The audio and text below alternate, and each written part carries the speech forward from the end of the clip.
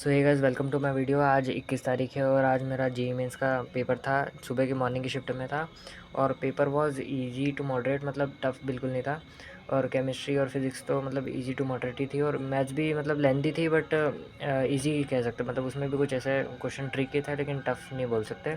और केमिस्ट्री में 7 से 8 क्वेश्चन, आई थिंक 8 से 9 क्वेश्चन बल्कि ऑर्गेनिक के क्वेश्चन आए थे और बाकी 7-8 क्वेश्चन इन फिज़िकल के बोल सकते हैं और 6-7 क्वेश्चन जो भी थे वो इनऑर्गेनिक से आया था। ऑर्गेनिक में एक बायोमोलिक्यूल का आया था न्यूक्लिक एसिड से, और बेसिक हाइड्रोकार्बन का जो भी हाइड्रोजनेशन का रहता है ना वो वाला आया था। और हाइड्रोफॉर्म टॉलरेंस को मिक्स करके एक क्वेश्चन बनाया था। आइसोमरिज्म का भी आया था। आइसोमरिज्म का बहुत बेसिक था। चेन रिएक्शन PQRST ऐसे कुछ बना दिए थे। उसमें टी में नाइट्रोजन का परसेंटेज पूछ लिया था और ऐसे मतलब 2 चेन रिएक्शन आए थे, तो ये ऑर्गेनिक का वेटेज अच्छा खासा था। और फिज़िकल में बात की जाए तो फिज़िकल में मोल का था बेसिक का, वो हाइड्रोकार्बन का कंबेशन वाला। और एटॉमिक स्ट्रक्चर से लाइमल बार्मर की सीरीज़ का स्टेटमेंट टाइप क्वेश्चन बनाया था एक।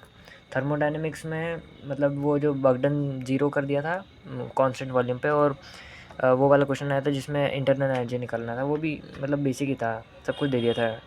और कैरिस मेथड में मतलब ये कैरिस मेथड का एक क्वेश्चन आया था जो कि मतलब बायोमोलिक्यूल में जो POC रहता है ना इसमें, उससे उससे आया था इसमें, मतलब वो तो इससे ही हो गया था, मोल से ही हो गया था। लिक्विड सॉल्यूशन जो कि हर बार आता है, मतलब डेल्टा TB वाला वो आया था। Delta TB is equals to K/M वाला। इलेक्ट्रोकेमिस्ट्री से एक क्वेश्चन आया था। इनऑर्गेनिक में कोऑर्डिनेशन के मतलब कोऑर्डिनेशन और केमिकल बॉन्डिंग का मिक्स करके आया था, जिसमें कोऑर्डिनेशन के कुछ कुछ कंपाउंड दे दिए थे और उनका पूछ लिया था कि वो कौन कौन से उसमें डायमैग्नेटिक है, और स्टेटमेंट टाइप ही थे, नंबर ऑफ डायमैग्नेटिक कितने थे। और केमिकल बॉन्डिंग में भी टेट्राहेड्रल कौन कौन से ऐसे कुछ कंपाउंड दे दिए थे, उनमें से कौन कौन से टेट्राहेड्रल ज्योमेट्री के ये बता दिया था। और P block and salt analysis के कुछ 2-3 क्वेश्चन आए थे जिसमें रिएक्शन दे दी थी। A प्लस मतलब I think lead plus NH4 वाला कुछ था जिसमें X प्लस समथिंग बन रहा था, तो वो X पूछ लिया था। और ऐसी ऐसे 2-3 रिएक्शन आई थी सॉल्ट एनालिसिस और P ब्लॉक से। वो तो बनी नहीं क्योंकि मेरे को रिएक्शन मैकेनिज्म मतलब इसके में रिएक्शन नहीं आते। मैथ्स के बारे में बात किया जाए तो मैथ्स में बायनोमियल थ्योरम का एक इजी सा क्वेश्चन आया था जिसमें एक्स की पावर का कोएफिशिएंट वो जो पूछते वो जनरल क्वेश्चन था। GP का क्वेश्चन आया था जिसमें मतलब कुछ कुछ चीज़ें थी, जैसे वो तो तुमने देख ही लिया होगा वैसे तो। A182 × 83 दे दिया था और उसमें पूछ लिया था कुछ। एरिया अंडर कर्व का था, ईजी था, जिसमें y=mod(x+1) और एक इलिप्स, उन दोनों के बीच का एरिया निकालना था। लोकस का और कोनिक के सेक्शन के बहुत ज़्यादा क्वेश्चन दिखे थे मेरे को, जिसमें इलिप्स हाइपरबोला मिक्स करके एक क्वेश्चन आया था। स्ट्रेट लाइन का भी आया था, लोकस का भी आया था और आई थिंक पैराबोला का भी, हाँ पैराबोला का भी आया था। इंटीग्रेशन के डेफिनेट इंटीग्रेशन के 2 क्वेश्चन आए थे। मैट्रिक्स का एक ही आया था इस बार, आई थिंक एक ही आया था हाँ। और 3D ज्योमेट्री का भी आया था क्वेश्चन, आई थिंक हाँ 2 आए थे जिसमें। और फिर वेक्टर में भी एक आ गया था जिसमें एक प्रोजेक्शन वाला था और एक और था जिसमें A और B दे दिए थे और C के बारे में कुछ इंट्रोडक्शन दे दिया था और D भी पूछ लिया था। C और D के बीच में रिलेशन पूछा था यहाँ पे, C वेक्टर और D वेक्टर।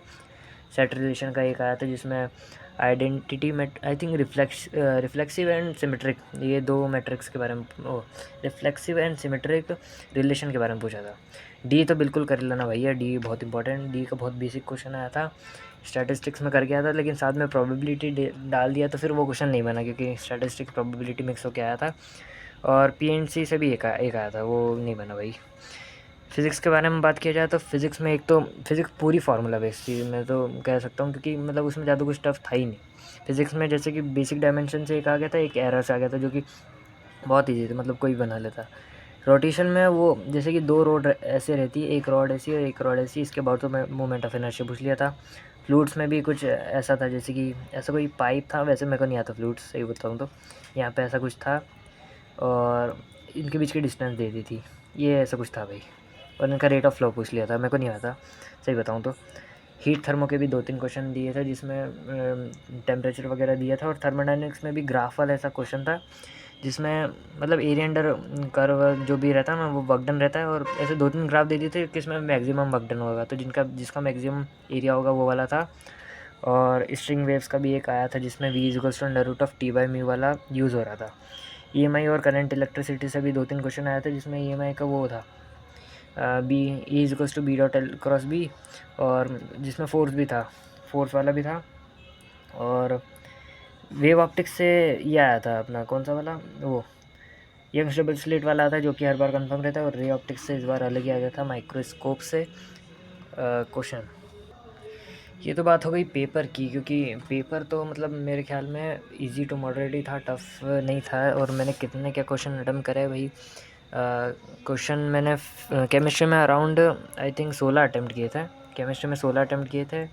फिज़िक्स में मैंने करे थे 15 अटेम्प्ट। टोटल कितने हो गए, 31 हो गए। और मैथ्स भाई, मैथ्स बहुत सारी मतलब लग तो रही थी इजी करने की, लेकिन बहुत ज़्यादा लेंथी थी और मेरे पास लास्ट में टाइम नहीं बचा था। 1 घंटा बच रहा था और 1 घंटे में मतलब मैं ये क्वेश्चन पे आया, तो मैं सोच रहा हूँ कि आगे आगे वाला क्वेश्चन ईजी हो सकता है, तो मैं उसी लूप में फंस गया और फिर क्वेश्चन ही नहीं बने मैथ्स में अगर एक क्वेश्चन को 5 मिनट दिया है तो क्वेश्चन मतलब फिर उसको छोड़ के अगले वाले पे जा रहा था, तो फिर उस बेसिस पे फिर मेरे से क्वेश्चन ही नहीं बन रहे थे। फिर भी मैंने कुछ करे, आई थिंक 6 के आसपास अटैम्प्ट किए, तो टोटल मैंने 37 के आसपास अटैम्प्ट किए। अब देखते कितने क्या सही होते कितने गलत होते हैं, बाकी रिज़ल्ट के टाइम पे देख रहे हैं अब क्या होता है। बाकी जिनका भी एग्ज़ाम अब आगे वाले टाइम पे मतलब आने वाला है 22, 23, 24 और 28 वालों को, उन लोगों को ऑल द बेस्ट। और साथ में अपना टाइम से चले जाना भाई एग्ज़ाम सेंटर में, क्योंकि मेरा जैसे ही मैं मतलब चले गया था ना सेंटर पे, मैं तो 7:30 बजे ही पहुँच गया था आई थिंक, 2 घंटे पहले ही पहुँच गया था। और मैं तो अपना टाइम से चले गया था, लेकिन मेरे पापा ने बोला था कि जैसे ही मैं चले गया अंदर, और फिर जो 9 बजे भी कुछ लोग आए थे उनको बिल्कुल भी एंट्री नहीं दी थी अंदर जाने के लिए। तो तुम लोग बिल्कुल रेडी टाइम से ही जाना, बिल्कुल भी लेट नहीं करना, ट्रैफिक आ जाता है बीच में, तो बिल्कुल टाइम से जाना। और बाकी अब मैं सीधे एडवांस की प्रिपरेशन करूँगा, मैं अप्रैल वगैरह पे नहीं फोकस करने वाला हूँ। एडवांस के लिए क्या मेरे प्लान्स रहेंगे वो मैं आगे वीडियोज़ में बताते रहूँगा, तो तुम लोग स्टे कनेक्टेड रहना और सब्सक्राइब कर दो वीडियो को। ओके।